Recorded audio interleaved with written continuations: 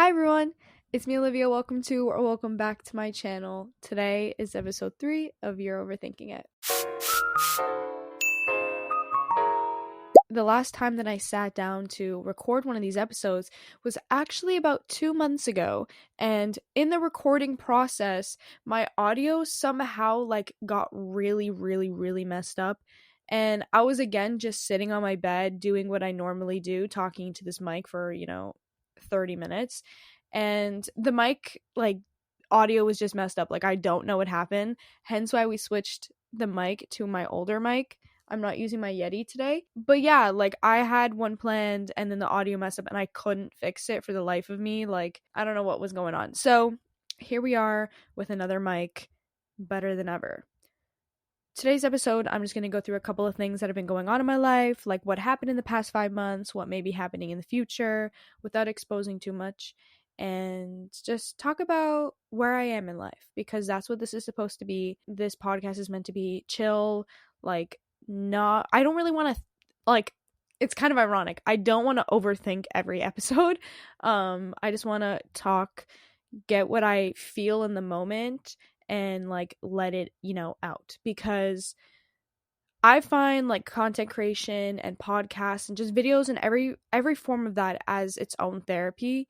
And so I don't want to overproduce something. I understand being professional and having a professional equipment, making things top tier, but for me, I just find that that's not something that I'm necessarily so interested in when I'm just talking about myself. If I wanted to, and I am going to make a more professional podcast, I'm going to use more professional equipment. So I guess it's a good segue into one of the first things that I actually want to talk about, because I do have a list so I know what I want to talk about, but it's not scripted or anything. So as you all know, if you've watched past videos, I'm the president of a club called Radio Glendon. Radio Glendon started in the 70s, brought it back, spent the past 2 years of my life revitalizing this club that died out because of COVID. And the club used to be a radio, hence the name Radio Glendon. However, now I have, did a whole 180, and now it's about music and podcasting, while also keeping the original name to pay homage to what it originally was, because for 40 years it was a podcast, it was a radio, sorry. And so I'm not just going to change the name, I wanted to keep it, but definitely make it more tailored to what the Glendon campus was really looking for, which was podcasting and music. There have been a bunch of people that come around and ask if there is a radio station. 100%, the name can be kind of misleading. The goal is to always have something for people to listen to, whether it's music submissions or it's podcast episodes that people are going to make. I always want there to be something for someone to listen to, but not necessarily a 24/7 radio on FM. You know what I mean? Because there's a lot of programs that you can use that you may have to pay for that just doesn't really suit the needs. And so there's that. But the reason why I brought up podcasts and all that is because I'm starting a podcast. It's in the works. It's going to be called It's All Mental, and it's kind of similar to this in the sense of it's just going to be me yapping and possibly, having guests. But basically the podcast is going to be psychology based, right? It's going to be surrounding psychology, because my campus has a lot of French students, but it also has a lot of psychology students and a lot of psych professors. And I feel like it's important for people to really understand what psychology is. And the thing is psychology is one of my academic passions. And I guess it's social too, but it's one of my academic passions, and I think it's very important to spread awareness about specifically mental health, because psychology can be a bunch of things, but I want to specifically focus on the mental health aspect of it. And that was my goal from the beginning when starting up the club again. And so I'm just happy that it's, finally making its way here and it's coming to fruition, because again, that is what I wanted to do initially. I was looking for a place to make a podcast for mental health and discuss mental health. And I came across the Radio Glendon room when speaking with some people who are like dealing with the clubs, and found the space, found Radio Glendon, was introduced to a couple of people, and here we are, 2 years after the crazy amount of battles that I had to go through. Today is November 10th, 2024. I feel like I should have said that before. And what has happened since May when I last uploaded a video of Euro overthinking it? I think the biggest thing that happened in my life was I worked full time in the summer. I worked at the same place this summer that I did last year. Yeah, so I was just working like from first week of June, I think, to like the second week of August. I was working 5 days a week. And yeah, it was probably like I just love that job so much. It's so rewarding. I work with people on the autism spectrum, and it's amazing. Like, it's just one of those things that it's just so fulfilling. And I feel like every day I go home and I'm like, I made this person have a good day. And I think that's all what really matters, is making sure that your friend is having like a good day. So that was the biggest thing. Hence why, like, in the summer, I feel like my YouTube videos kind of faltered a bit. Like, I genuinely barely had any time to record any videos, because I was working 5 days a week. And then when I would come home, I had to do summer school because I was also doing that. And then I would get so exhausted because, you're out in the sun all day or whatever it may be, and, you're tired. So I felt like I couldn't really record anything unless it was on the weekends. And then finding time to edit was like nearly impossible. But I do have to say, again, the most rewarding thing that I could ever experience. And yeah, there's obviously hard days. There's days that I'm like, girl, why, like, what is life right now? Again, it's about, it's not about you. It's about them. And I did my absolute best to make sure that all my friends that I was hanging out with was having the best time of their lives. September came around, school started again, so I'm in my third year. Oh Lord, I am stressed, and that, I feel like, is okay, because it's a good kind of stress.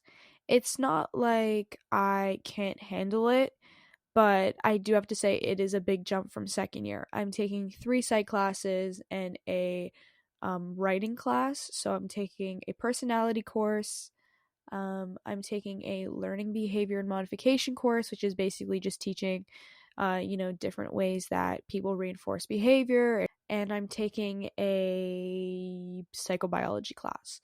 That one, psychobiology, is funnily enough not the hardest class. I thought that psychobiology was going to be like quite difficult, and it is, but I think my personality class is just a tad bit more difficult because of the structure of the class. But nonetheless, I'm doing well and I'm passing my classes, and I'm trying to get it done. Thought that 3 psych classes would be a lot to handle, and that is also why I am not working right now. Like, I usually like have a job, but now that I don't have a job, it's because I thought that the 3 psych classes would be a lot. But I do think that if I did have a job, like, I wouldn't be able to do any of my work. Like, I wouldn't be able to study. I wouldn't have time to hang out with my friends. Like, my weekends when I was working was always like, I'd only have Saturday, like Friday and Saturday, and then I'd work on Sunday. And then 4 days a week last year, I was going into the classroom, and I was just like, I can't, like, it was a lot. And I've had my fair share of mental breakdowns this semester, and I mean, everyone does. For me, I find that I have a very hard time getting back into the school routine. It's because, like, you're under constant stress. So, like, school will start, you're under the stress, and you have to build back the routine that you had lost, and you were comfortable losing it because you lost all the stress. Like, my cortisol levels were, low. I mean, like, I worked and it was stressful, but it was a different kind of stress, right? And so you go through, what is it, like, for us, maybe 8 months of like top tier, like, cortisol levels at an all-time high, and then you get, what is it, May, June, July, August, like 4 months off. Not me counting with my fingers. 4 months off, and you can be comfortable, and you're just like, I don't have to do anything unless you're doing summer school, and then you have to jump right back into it. And it's like this constant flip flop, which can suck. Like, it genuinely can suck. It genuinely can suck, because it's like you get so comfortable with no stress that when stress is put upon you, you're like, holy shit, what do I do? And I've always had that where, like, even in elementary school, I always had a hard time getting back into the routine of school. Like, I get so excited. Like, like July, I'll go back to school shopping, and us in Canada, we start in September. I knew some people that went back to school in August, depending on like the high school they went to, but like for the most part, we start in September, and I would go back to school shopping in July. Like, I loved stationery, I loved planning out my binders, I loved all of that. But then I had to get back to school, and I was like, girl, like, what is life? Like, why am I here? Like, I'm learning about the Pythagorean theorem, and like, I'm never going to use this. It was just always hard. And I think now that I have a lot of responsibilities and, president of a club, I'm an executive in another club, and the 3 side classes, and I'm just trying to keep up with my YouTube channel as much as possible. Like, I took a much needed 2-week break. Like, I had midterms, could not for the life of me do anything but try and study and like hang out with friends and like not go insane. And then like I had uploaded a video, and I feel like my editing style, I'm really trying to figure it out. And so I'm trying to like look at every video and like conceptualize what I want to do, and then because of that, it may take me a little longer to upload a video. I want to make sure that people are engaged in my video and that they're worth watching. And so I spend a lot of time like researching different things that I could put into a video that, is interesting. And I spend a lot of time like figuring out my own style and figuring out like different presets, and just trying to make things as efficient and effective as possible, basically, is what I'm trying to say. And so for this last video that I uploaded, the bag video, I had to re-record that like 3 times because there was just something wrong with the audio, and I just like didn't know what was going on. So it's like this little whistle in the background. Like, if you go through my videos, you can hear this little whistle, and it's almost like some kind of technology is interfering with my microphone. And I was like, okay, I'm recording next to my PC, maybe that's what it is. And then I go and record, and my camera's on my printer, still there. So I'm like thinking maybe it's just the technology in general. I have my MacBook next to my camera, but of course I'm using this microphone, so you're not going to hear the same whistle, I hope. Sorry, my boyfriend's texting me, and he's like, I'm going to pick you up soon. So that's another one of my points. Tomorrow's my birthday. Let me go back. I always found that there was a whistle and the audio just kept messing up, and it was really, really annoying, and I feel like I'm going to get tinnitus. So I was like, I'm just going to have to like figure it out. And it took me like a while to try and figure it out. I don't even think I did, but I did what I could with what I had. Tomorrow's my birthday, so tomorrow's November 11th. I am a Remembrance Day baby.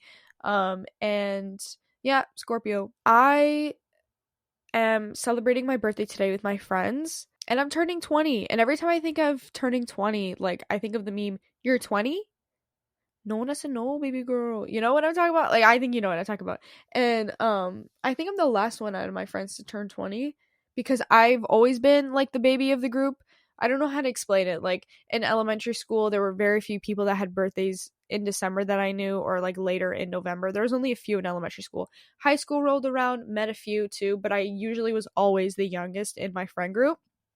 And that stayed prevalent. Like, I'm still the youngest in my friend group, which is so weird because I always hated being, like, younger, if that makes sense. Like, not that it's, like, a really big difference. Like, my boyfriend's birthday's in June? Sorry. His birthday's in June. And so we're about, like, 5 months difference, right? All of my, like, May to July, those 3 months there, the busiest months, like, of my life. School exams are going on, or they had just ended, and then we're in summer, but we have like 4 or 5 birthdays in those 3 months, and then it's my birthday in November. Today we're doing my birthday. My boyfriend has planned something for me. Usually now I started this trend 2 years ago. People will like surprise their partner with something that the partner probably wants to do, or like an activity. They just do, like, we do something for the partner's birthday, our friend's birthday, and it's usually a surprise. The reason why I say partner is because my friend group is like comprised of couples. So like for my boyfriend's birthday in June 2 years ago, I surprised him with going to an aquarium. He's really like, 2 years ago he was like, I want to go to an aquarium, I want to go to an aquarium. And I was like, he had been talking about it for months, and I like kept that locked in my brain. And then when it came time for his birthday, I like bought everyone tickets and we all went, and it was like really fun, right? And ever since then, every birthday after that, there's been like a surprise birthday. Is it 2 years ago? I think it was 2023, like last year. Last year, he surprised me with going to pottery. So like we were painting pottery, and it was like really, really fun. I love painting pottery. I use the thing that I painted as a coin jar now. It's like a jewelry box, but I use it as like a what are those things called? A coin jar, but like, you know what I'm talking about. Like you put like a piggy bank. That's what it's called. Yeah, so I use it pretty much as a piggy bank. And this year I surprised my boyfriend with paintball.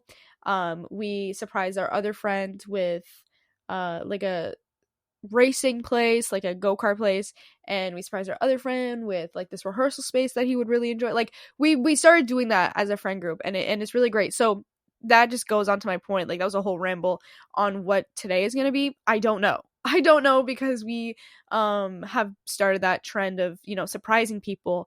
And I just know we're coming back to my place today. We're going to have some fun and whatnot, but like the specifics, the logistics, not a clue. So third year, kind of stressful. I'm getting prepared to apply to my master's next year.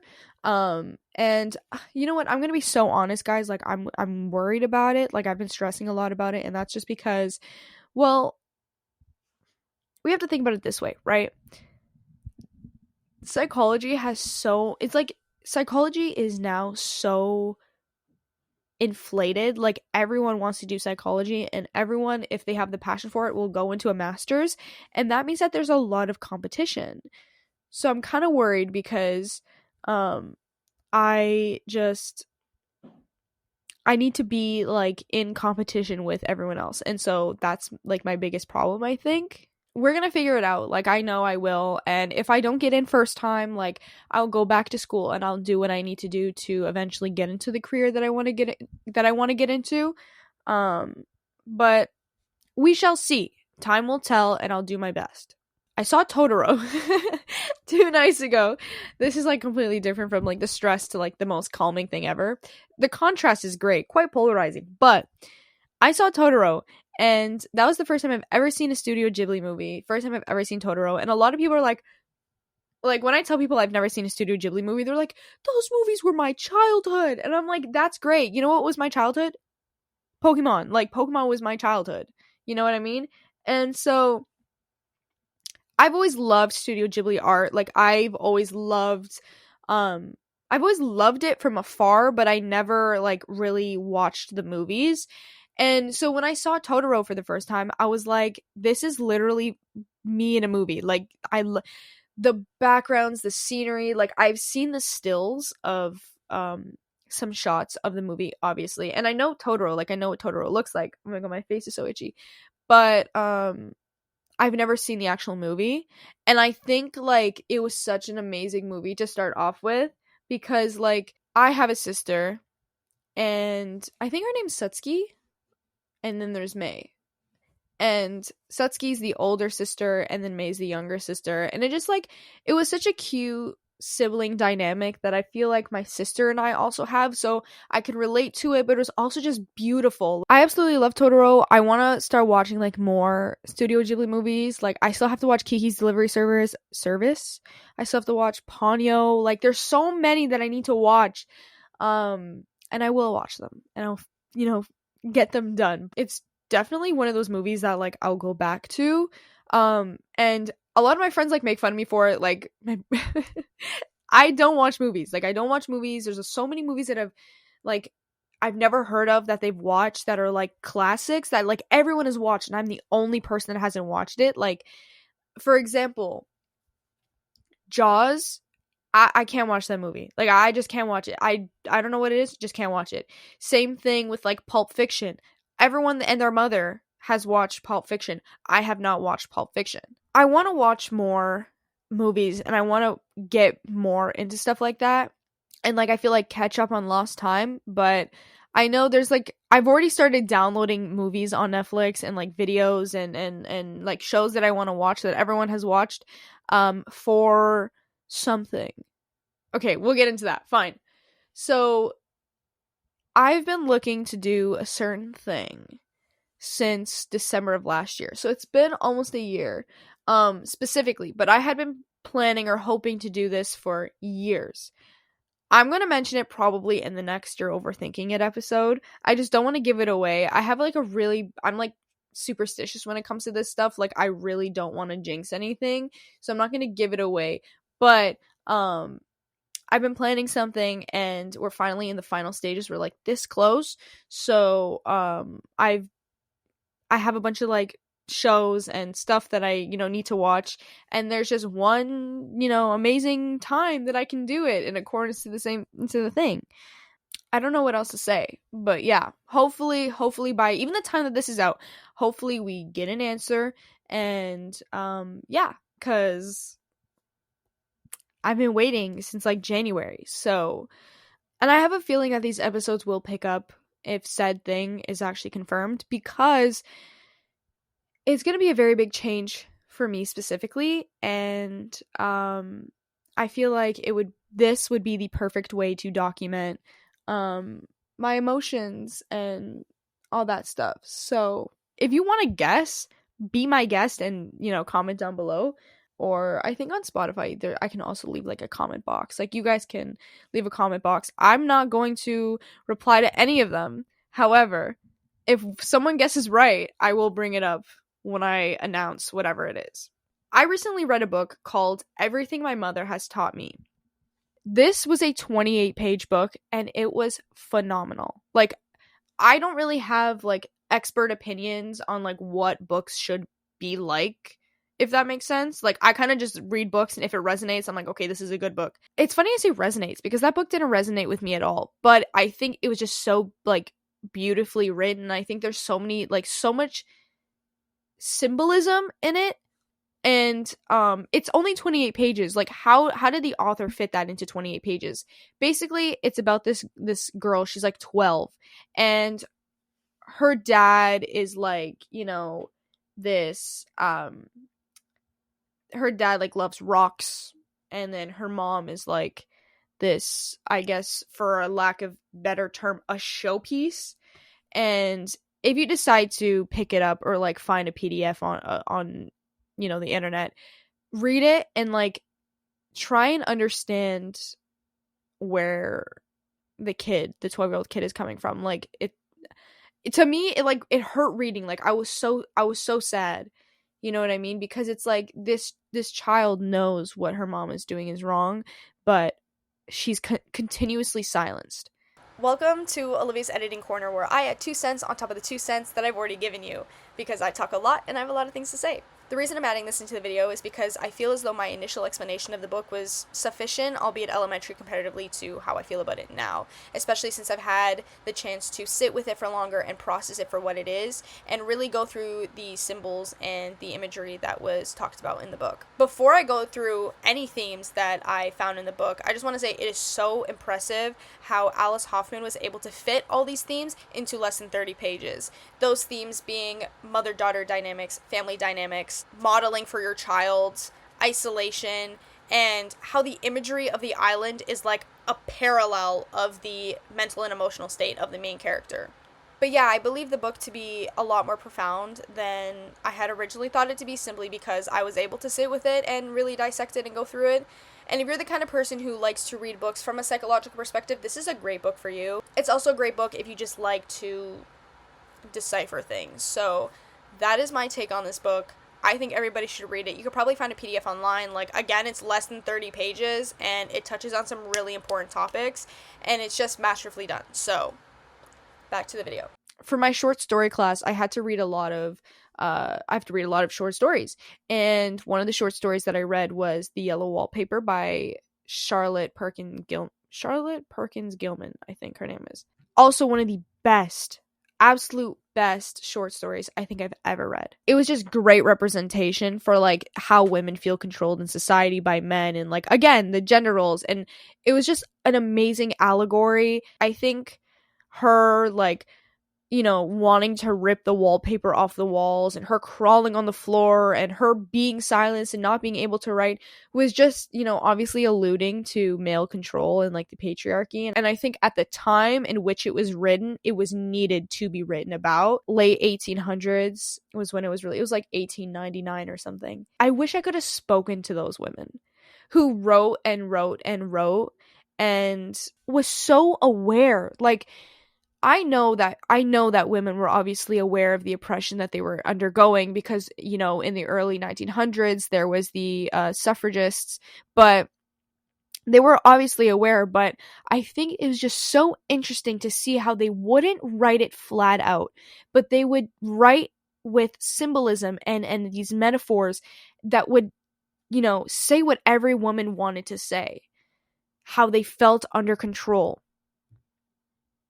And it was great imagery when Charlotte Perkins Gilman was like, I feel like there's somebody else. Like, I feel like there's another woman, like, in the room with her, in the walls. And it was almost like she both felt like the woman, and she also felt like they were just sharing similar experiences and that she wasn't alone. So it was both comforting because it felt like her, but it was also someone else that she was like, is sharing the same patriarchal oppression as me. And yeah, I thought it was beautiful, and I wrote a whole essay on it. It was just one of the most, like, I genuinely cried reading it. And I have like papers, like I printed it out and I, you know, annotated and highlighted, and it was just one of those stories that like hit me so hard, because I'm like, feminist literature, like it started there, not by word of mouth, by like subliminals and you know, in writing pieces. I don't know, I love feminist literature, and I think the term feminist to some may be controversial, but that's exactly what it is. It's, you know, women trying to, you know, gain their own autonomy and be seen as persons in any aspect of life, whether it's the law or just socially, and not be seen as utility. I think this was like a very good talk. I hope you learned a little bit more about me. I think that's all for today. Hopefully the next episode we have something like super interesting to talk about, because again, that one thing that I want to talk about is coming to a close very soon, and we will get our answers. So hopefully the next episode we will talk about it. But thank you guys for listening. You guys should definitely 100% follow me on my TikTok and follow me on my Instagram. My Instagram is where I'm the most active, I would say, constantly posting things on my story. And yeah, when it comes to TikTok, like, I try to every now and again like post a video, and I was like, for a bit I was uploading every day a video. But I think I just like long form videos, but short form videos are great too. All right, guys. Thank you guys so much for listening and watching this video. I know I yapped quite a bit, and there will be more to come. And as always, leave a comment down below stating what you want to see from me. I will see you guys in the next video. Thank you guys. Mwah. Bye.